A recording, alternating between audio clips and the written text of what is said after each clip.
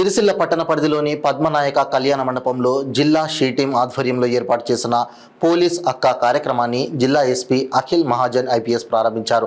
ఈ సందర్భంగా ఎస్పీ మాట్లాడుతూ జిల్లాలో మహిళా రక్షణను ప్రథమ బాధ్యతగా తీసుకుంటూ మహిళా రక్షణే ధ్యేయంగా జిల్లా షీ టీం ఆధ్వర్యంలో వినూత్న కార్యక్రమాలు చేపట్టడం జరుగుతుందని, అందులో భాగంగానే పోలీస్ అక్క పేరుతో జిల్లాలో ప్రతి పోలీస్ స్టేషన్ పరిధిలో ఒక మహిళా కానిస్టేబుల్ను ఎంపిక చేయడం జరిగిందన్నారు. ఈ పోలీస్ అక్కగా ఎన్నుకోబడిన వారు షీ టీంకి సహాయకంగా ఆయా పోలీస్ స్టేషన్ల పరిధిలోని అన్ని పాఠశాలలు, కళాశాలలను సందర్శిస్తూ విద్యార్థులకు POCSO act, sexual harassment, eve teasing, good touch, bad touch, మహిళా చట్టాలపై అవగాహన కార్యక్రమాలు చేపట్టడంతో పాటుగా విద్యార్థులకు సమస్యలు ఎదురైనప్పుడు వారు సంప్రదించే విధంగా షీ టీం డయల్ 100 పోలీస్ అక్క నంబర్లు ఆయా పాఠశాలల్లో, కళాశాలల్లో ఏర్పాటు చేయాలని అన్నారు. విద్యార్థులు సోషల్ మీడియాకు దూరంగా ఉండాలని, సోషల్ మీడియా వేదికగా విద్యార్థినుల పట్ల వేధింపులకు పాల్పడితే కఠిన చర్యలు తప్పవన్నారు. మహిళలు, విద్యార్థినులు వేధింపులకు గురైతే నిర్భయంగా జిల్లా షీ టీం నంబర్ 8712656425 నంబర్కు ఫిర్యాదు చేసినచో వారిపైన చట్టపరమైన చర్యలు తీసుకోవడం జరుగుతుందని జిల్లా ఎస్పీ తెలిపారు. ఈ కార్యక్రమంలో DSP Chandrasekhar Reddy, CI Krishna, training SI Vineetha, she team ASI Pramila, she team సిబ్బంది, పోలీస్ అక్కగా ఎన్నుకోబడిన మహిళా కానిస్టేబుళ్లు, విద్యార్థులు పాల్గొన్నారు.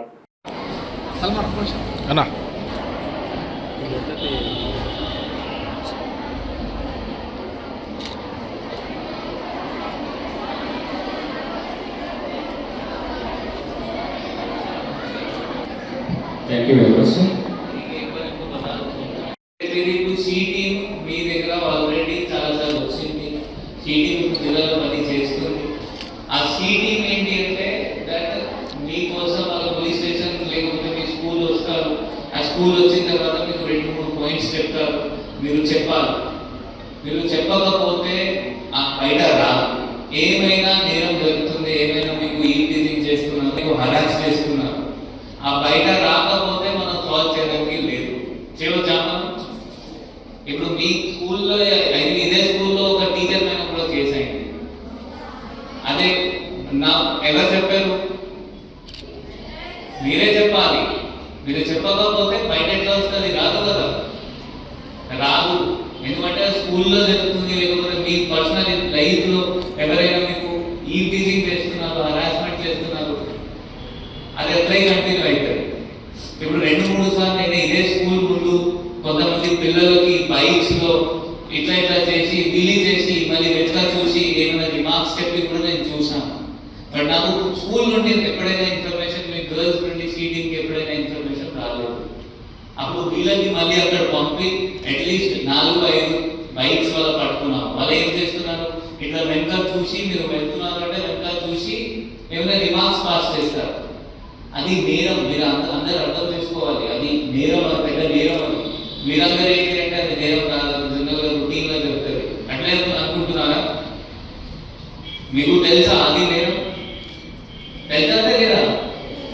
మీరు ఎందుకు చెప్పలేదు ఇప్పటి వరకు? నంబర్ ఉందా? సీడీ మిస్ అయింది చెప్పొచ్చు కదా.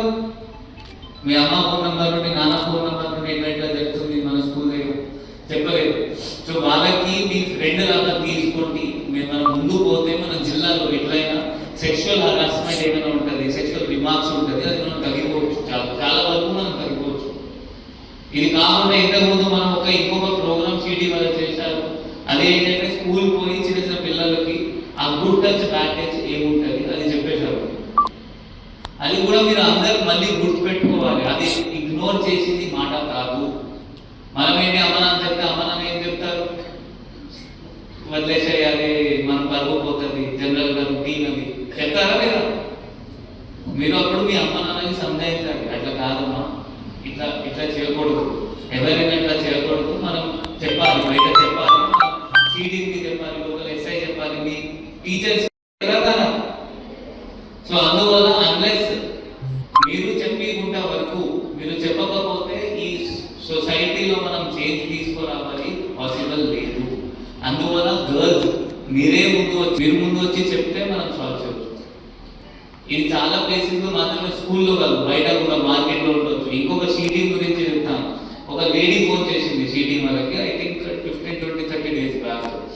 ఒక ఆమె 40 years ఆమె చిన్న పాపకి స్కూల్ తీసుకోకపోతే ఒక అబ్బాయి ప్రతిరోజు ఒక లెక్క పడుతున్నారు. ఆ వాళ్ళు కూడా రెడ్ హ్యాండెడ్ పట్టుకున్నారు. ఎట్లా పట్టుకున్నారు? ఆమె ఆ old lady, maybe 40 years lady వీళ్ళకి చెప్పింది, వీళ్ళకి పట్టుకున్నారు. ఆమె చెప్పకపోతే అది కంటిన్యూ అవుతుందా కాదా?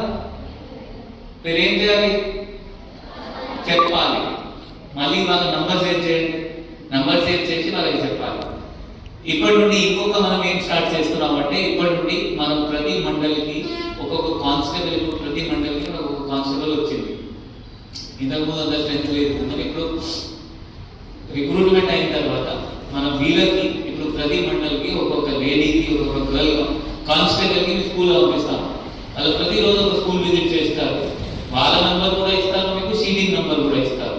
సో వాళ్ళు మీకు యాజ్ ఎ ఫ్రెండ్ లాగా ఉంటారు. ఆ ఫ్రెండ్ ఎట్లా ఉంటారు? ఇన్ఫర్మేషన్ షేర్ చేస్తారా లేదా?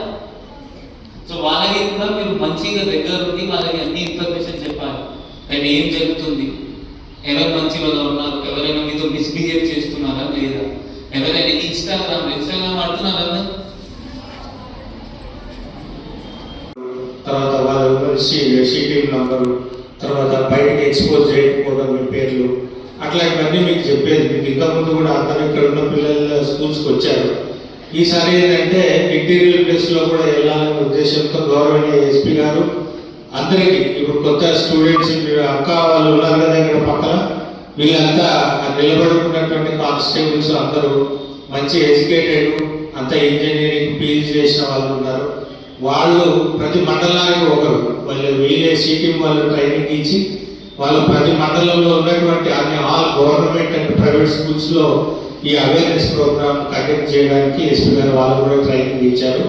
కాబట్టి ఇది చాలా ఇంపార్టెంట్ ప్రోగ్రాము, అవేర్నెస్ ప్రోగ్రామ్ అందరికీ అందుతుంది. తర్వాత మీ భవిష్యత్తులో అంటే మీకు ఆలోచించే కెపాసిటీ కూడా పెరుగుతుంది. మీరు చెప్పే విషయాల ద్వారా ఈ సమయం ఇచ్చినందుకు